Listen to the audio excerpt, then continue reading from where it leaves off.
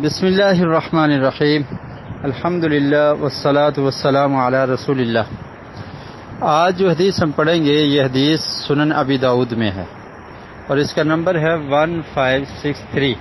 اس حدیث کے راوی ہیں عبداللہ بن عمر رضی اللہ تعالی عنہما۔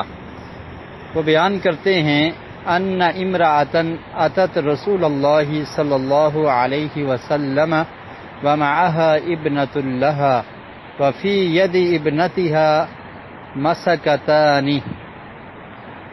غليظتان من ذهب فقال لها أتؤتين زكاة هذا؟ قالت لا. قال أيسرك أن يصورك الله بهما يوم القيامة سوارين من نار؟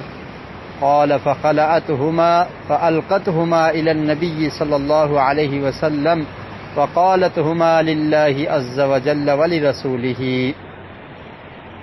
عبداللہ بن عمر رضی اللہ تعالی عنہ بیان کرتے ہیں کہ ایک عورت نبی کریم صلی اللہ علیہ وسلم کے پاس آئی اور اس کے ساتھ اس کی بیٹی بھی تھی۔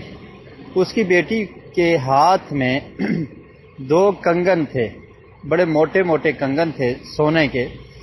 تو اللہ کے رسول صلی اللہ علیہ وسلم نے ارشاد فرمایا کیا تو اس کی زکوٰۃ ادا کرتی ہے؟ تو اس نے کہا نہیں۔ تو پیارے رسول صلی اللہ علیہ وسلم نے ارشاد فرمایا کیا تو یہ بات پسند کرے گی کہ قیامت کے دن اللہ تعالی تجھے دو آگ کے کنگن پہنا دے کہ اگر تو زکوٰۃ ادا نہیں کرتی تو قیامت کے دن ان کے بدلے اللہ تعالیٰ تجھے آگ کے کنگن پہنا دے، کیا تو ایسا پسند کرے گی؟ تو اس نے فوری ان دونوں کنگنز کو یا پازیب کو پر بھی یہ لفظ بولا جاتا ہے، ان کو اتار کر نبی کریم صلی اللہ علیہ وسلم کے حوالے کر دیا اور کہا کہ ہما للہ عز وجل ولرسولہ، کہ اللہ کے رسول صلی اللہ علیہ وسلم یہ اللہ کی رضا کے لیے آپ قبول کر لیں، یہ میری طرف سے صدقہ ہے۔ یعنی فوری حکم کی تعمیل کی اور اس مال کو صدقہ کر دیا اس خوف اور ڈر سے کہ کہیں قیامت کے دن مجھے عذاب نہ ملے۔ تو مال جو انسان جمع کرتا ہے اسے اس کی زکوٰۃ دینا ضروری ہے۔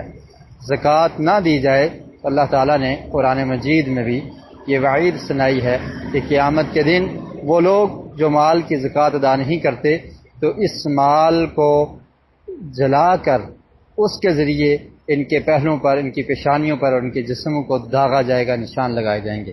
اللہ رب العالمین ہمیں حدیث کو سمجھنے کی اور اس پر عمل کی توفیق نصیب فرمائے۔